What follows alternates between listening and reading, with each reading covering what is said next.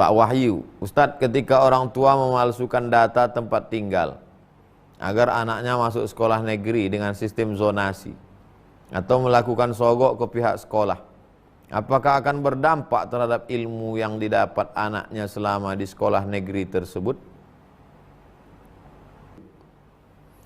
Ustadz, apa hukumnya jika seorang ayah tak menafkahi anaknya dari anak umur 3 bulan, sekarang sudah umur 12 tahun?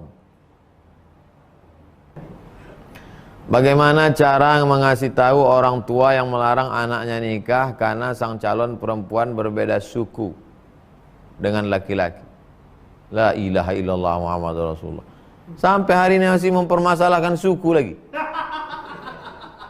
Orang udah macam-macam, udah Nusantara di rumah itu. Ayahnya Minangkabau, omaknya Mandailing Natal, menantunya pula dari Papua. Udah bercampur, ini masih oleh suku. Ya sekarang yang dipermasalahkan orang lagi tidak suku, suku bunga sekarang.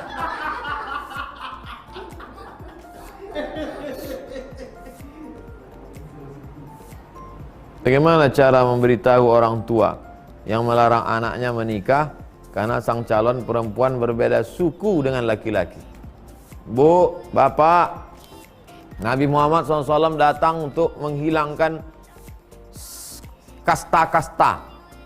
Ketika Nabi SAW datang, maka saat itu yang paling rendah sukunya adalah orang Habasyah Abyssinia berkulit hitam. Maka turunlah ayat, wala amatum mu'minatun khairum min musyrikatin walau a'jabatskum. Wala amatun, budak hamba sahaya berkulit hitam, mu'minatun, asalkan dia beriman, khairun, lebih baik, mim musyrikatin, daripada orang musyrik, walau a'jabatkum, walaupun dia mengagumkan, kaya, putih, cantik, tapi kalau dia musyrik, bagus yang hamba sahaya kulit hitam. 14 abad yang lalu masih ada orang macam ini hidup lagi di abad 20. La ilaha illallah Muhammad Rasulullah. Memang jahiliyah belum berakhir. 3. Pak Wahyu, Ustadz, ketika orang tua memalsukan data tempat tinggal agar anaknya masuk sekolah negeri dengan sistem zonasi atau melakukan sogok ke pihak sekolah, apakah akan berdampak terhadap ilmu yang didapat anaknya selama di sekolah negeri tersebut? Aturan pemerintah ini banyak ditanyakan ke orang saya. Bagaimana Ustadz masuk ke satu negara tak pakai paspor? Bagaimana masuknya pakai visa turis? Bagaimana? Termasuklah ini. Bagaimana pakai zona, nipu pakai alamat kota, padahal orang luar untuk supaya dapat zona ini. Sesungguhnya kita menganiaya hak orang lain, kan begitu ceritanya. Misalnya zonanya dibatasi Pekanbaru. Ada orang tinggal di Rimbo Panjang. Pas mendaftarkan anak, dipakainya alamat orang di Pekanbaru supaya dia masuk zona Pekanbaru. Padahal mestinya dia di sana. Sesungguhnya dia perbuatannya itu bukan masalah melanggar aturan negara nih, tapi masalah dia sudah berbuat zolim, aniaya. Dia mengambil jatah orang Pekanbaru. Jadi kalau kita zolim, kata Nabi, ittaqu zulma, takutlah kamu pada perbuatan zolim, fa inna zulma zulumatun yaumal qiyamah. Karena kezoliman itu akan menjadi kegelapan pada hari kiamat. Gimana kita mau minta izinnya nanti di akhirat? Jatah yang diterima 40, 39 sudah. Semestinya yang ke-40 anak dia, tapi karena kita menganiaya orang. Kalau bisa hidup nih, tak usah banyak-banyak, 3 aja. Makan halal, bersih makan, bersih hati, ingat mati. Tak usah banyak-banyak kaji. Bersih makan, bersih hati, ingat mati. Insya Allah selamat.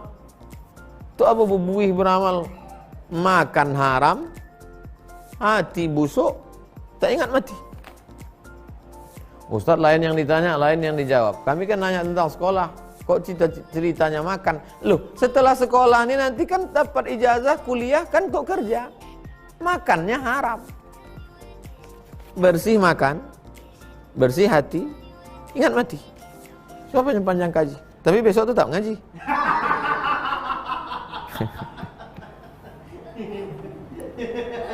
Apalagi sogok. Yang menerima sogok kenapa? Mau makan. Yang menyogoknya apa? Mau makan juga. Kenapa dia nyogok? Supaya anaknya masuk. Habis itu ujung-ujungnya kerja, ujung-ujungnya gaji, ujung-ujungnya duit, ujung-ujungnya makan.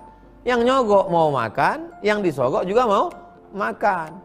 Calon bupati, wali kota, gubernur, presiden, menteri, BUMN, nyogok, polisi, tentara, hakim, pengacara, mau ikut masuk, nyogok. Untuk apa? Supaya lulus makan. Yang nerima tuh juga mau makan. Bersih makan, bersih hati, ingat mati. Singkat aja ngaji ini.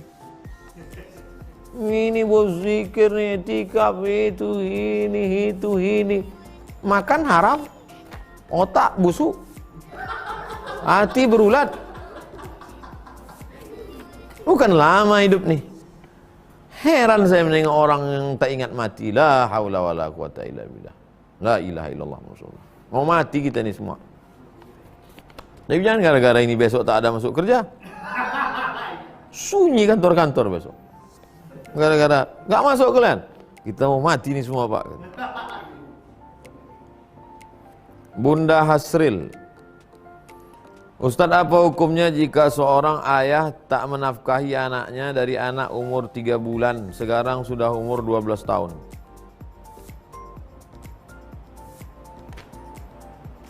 Lima kewajiban suami, kewajiban ayah: kasih makan, kasih pakaian, kasih tempat tinggal, kasih pendidikan, kasih perhatian. Kalau itu kewajibanmu, berarti itu hak anak. Kalau tak kau kasih di dunia, secara hukum negara bisa menuntut ke pengadilan. Kalau secara hukum akhirat, maka nanti dia dituntut di akhirat.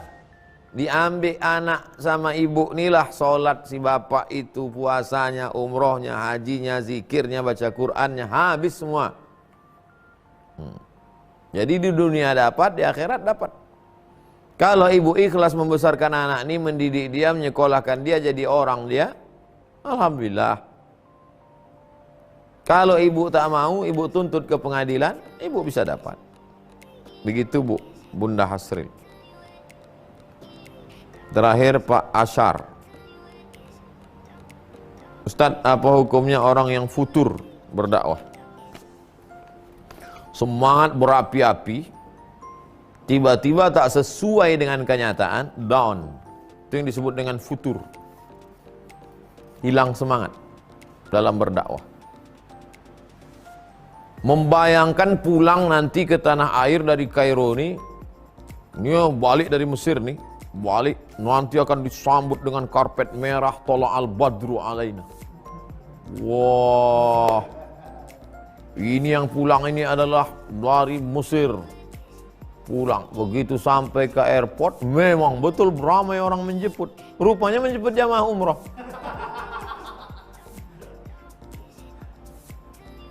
Berharap nanti di kampung akan dimuliakan orang, akan ada yang ngasih tanah, akan ada yang ngasih buatkan pesantren, akan ada yang ngasih anak gadis. Rupanya janda lapuk pun tak dapat. Akhirnya down, merajuk, pergi dari kampung. Akhirnya tak mau lagi ceramah, tak peduli lagi pada agama. Ini keliru. Seolah-olah dia menganggap Islam ini butuh dia. Islam tak butuh, tak perlu pada engkau. Wa may yanqalib ala aqibai, siapa yang meninggalkan agama ini, fala yadurrallaha syai'a, Allah tak rugi walau sedikit pun. Wa sayajzillahu syakirin, Allah tetap memberikan balasan pada orang yang bersyukur bagi yang beramal.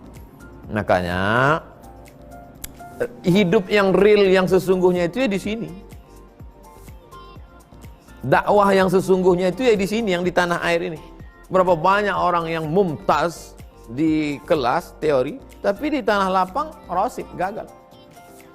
Saya termasuk yang dianggap orang tidak mumtaz di masa kuliah. Ya biasa-biasa aja. Oleh sebab itu maka the real kenyataan dakwah itu adalah di sini. Oleh sebab itu adik-adik yang masih di kampus, yang di organisasi, boleh semangat.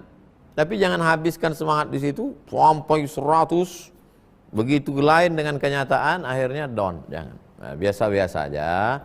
Hidupi, yakini bahwa akan menghadapi kenyataan, bahwa kita akan berhadapan dengan tantangan-tantangan.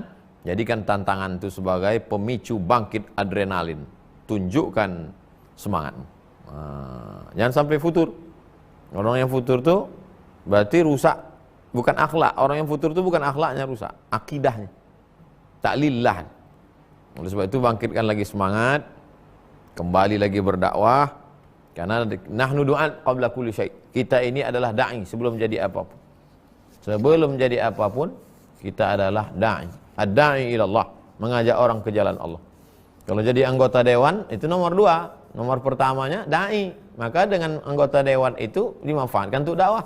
Kalau jadi bupati, gubernur, wali kota, itu nomor 2. Yang pertama adalah jadi da'i. Jadi kepala dinas itu nomor 2. Pertamanya adalah da'i. Maka dengan dinas itu dimanfaatkannya untuk ke jalan Allah. Jadi apapun kita, itu profesi kedua. Profesi pertama kita adalah mengajak orang ke jalan Allah. Bukan mengajak orang ke jalan